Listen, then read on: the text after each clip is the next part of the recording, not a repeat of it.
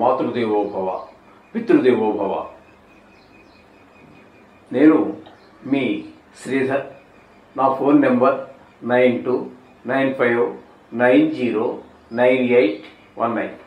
Okay, ఇప్పుడు మనము September నెల 1వ తారీఖు నుండి 15వ తారీఖు వరకు పక్ష ఫలితాలు, గోచార ఫలితాలు ఏ విధంగా ఉన్నాయనేటటువంటిది తెలుసుకునే ప్రయత్నం చేద్దాం. సింహరాశి వారికి సెప్టెంబర్ నెల 1వ తారీఖు నుంచి సెప్టెంబర్ నెల 15వ తారీఖు 2025 వరకు ఈ 15 రోజుల్లో గోచార ఫలితాలు ఏ విధంగా ఉన్నాయో సశాస్త్రీయమైన పద్ధతిలో తెలుసుకునేటట్టు ప్రయత్నం చేద్దాము. ఇక్కడ ఈ జన్మంలోనే అంటే సింహంలోనే శుక్రగ్రహం ఒకే ఒకరోజు సంచారం చేస్తోందండి.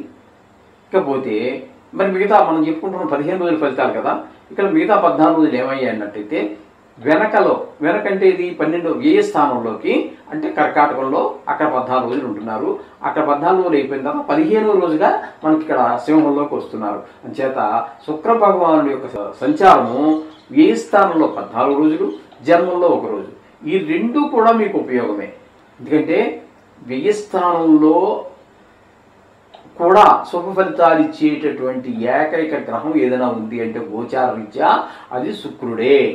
కాబట్టి ఇక్కడ వ్యయంలో కూడా మనకి శత్రుభయం ఉండదు, ఆదాయం పెరుగుతుంది, మనసంతా హుషారుగా ఉంటుంది, భార్యతో మనకు అనుకూలత ఉంటుంది. ఇట్లా చాలా అనేక రకాలైనటువంటి శుభప్రదమైనటువంటి ఫలితాలన్నీ వ్యయ స్థానంలో శుక్రుడిస్తున్నాడు.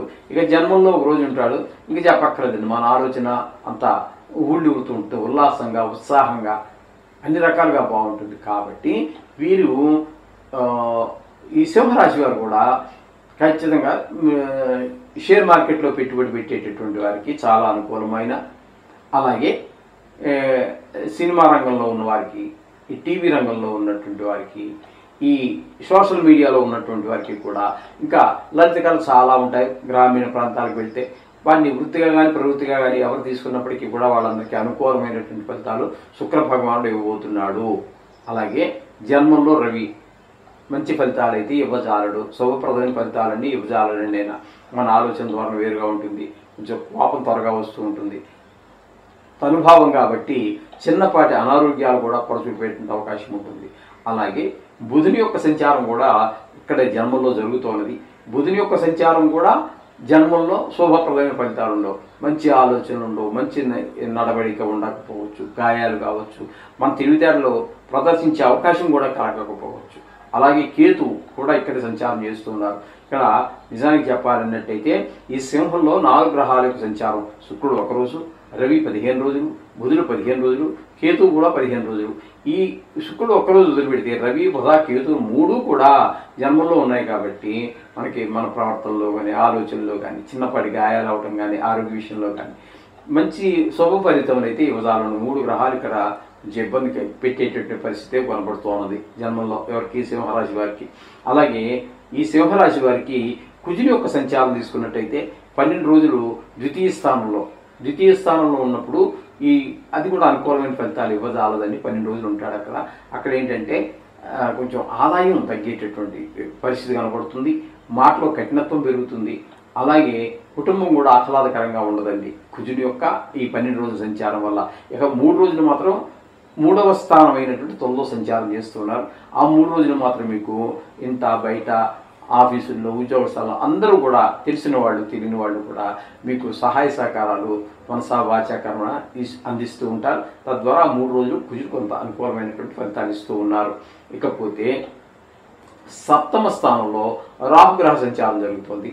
అట్లాగే 8వ స్థానంలో అంటే మీనరాశిలో ఉన్నటువంటి శని భగవానుడు కూడా వక్ర మార్గ గమనం చేత ఆయన కూడా 7వ స్థానంలో ఉన్నట్టుగానే మనం పరిగణలో తీసుకోవాలి. ఆ విధంగా తీసుకున్నప్పుడు ఏమవుతున్నది అంటే శని రాహు కూడా 7వ స్థానంలోనే ఉన్నట్టుగా పరిగణలో తీసుకోవాలి. అప్పుడు ఏమవుతుంది అంటే భార్యాభర్తల మధ్యన అభిప్రాయ భేదాలు, మాట పట్టింపులు అన్నీ వచ్చేటువంటి అవకాశం ఉంటుంది. అలాగే పార్ట్నర్షిప్లో వ్యాపారం చేసేటటువంటి వాళ్ళు ఉంటారు, అంటే భాగస్వామ్యంలో వాళ్ళు ఇంత డబ్బులు పెట్టుకుని ఇద్దరు కావచ్చు, ముగ్గురు కావచ్చు, 10 మంది కావచ్చు, ఆ విధంగా చేసే వాళ్ళ మధ్యన కూడా భేదాభిప్రాయాలు తలెత్తేటటువంటి అవకాశం ఉన్నది. కాబట్టి విన్నారు కదా, ఇప్పుడు ఈ విధమైన ఫలితాలన్నీ కూడా సప్తమ స్థానంలో శని రాహుల వల్ల జరుగుతూ ఉన్నది. ఇకపోతే ఏకాదశి స్థానంలో గురువు అనుకూలంగా ఉన్నాడు. కాబట్టి ఏకాదశి స్థానంలో గురువు అనేది డబ్బులకి ఇబ్బంది లేకుండా, ఇన్ని గ్రహాల గురించి ఇబ్బంది పెట్టడానికి ప్రయత్నం చేస్తున్నా ధనానికి ఇబ్బంది లేకుండా గురువు యొక్క సంచారం మీకు ఏకాదశి స్థానంలో ఆయన బాగా చూసుకుంటూ ఉంటాడు. అలాగే ఏదైనా వ్యవహారం కానీ వ్యాపారం కానీ మొదలుపెట్టినట్టయితే దాంట్లో మీ యొక్క నైపుణ్యం ప్రదర్శించే అవకాశం ఉన్నది. అలాగే మీరు చేసే పనికి ఈ గురువు యొక్క సంచారం వల్ల ఇంట్లో వారు అందరూ కూడా మీకు సపోర్ట్ చేసే అవకాశం కూడా స్పష్టంగా గోచరిస్తుంది. ఈ విధమైన ఫలితాలు ముఖ్యంగా మొత్తంగా చెప్పుకోవాలి అన్నట్టయితే తనుభావంలో అంటే మొదటి జన్మంలోనే ఉన్నటువంటి రవి కానీ, బుధుడు కానీ, కేతువు కానీ 3 గ్రహాలు అనుకూలించట్లేదు. ఇక కుజుడు కూడా ఒక 3 రోజులు యోగిస్తాడు. ఇకపోతే శుక్ర భగవానుడు 15 రోజులు, గురువు 15 రోజులు. అంటే 2 గ్రహాలు పూర్తిగా మీకు అనుకూలంగా ఉన్నాయి.